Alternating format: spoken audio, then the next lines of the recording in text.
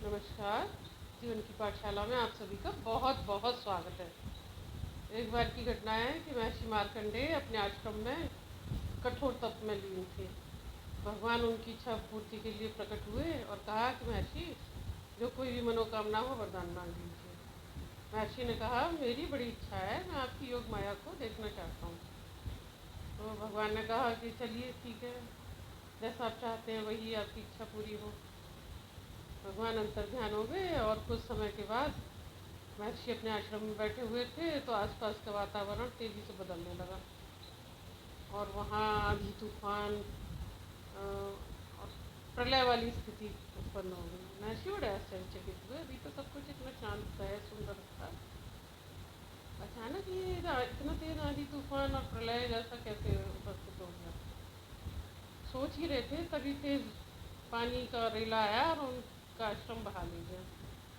उन्होंने अपनी प्राण रक्षा के लिए एक बड़े से वृक्ष की शाखा को पकड़ लिया और वहीं ऐसे ही लटके लटके भगवान को पुकारा कि हे प्रभु, मेरी रक्षा करिए, ये तो बड़ी संकट की घड़ी आ गई मेरे जीवन में।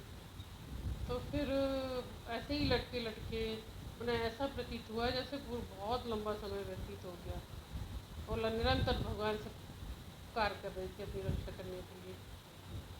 तभी अचानक वो सब बंद हो गया और फिर उनकी समझ में आया कि ये जो कुछ भी उनके साथ घटना हुई है,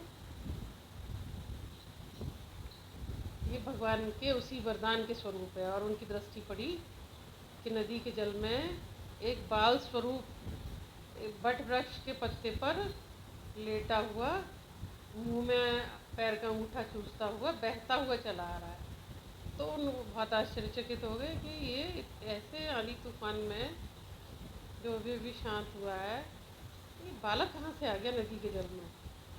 फिर उन्हें पूरा विश्वास हो गया, हो ना हो ये भगवान है और जो उन्होंने अभी दृश्य दिखाया वो उनकी माया थी और ये स्वयं भगवान है बालक के रूप में।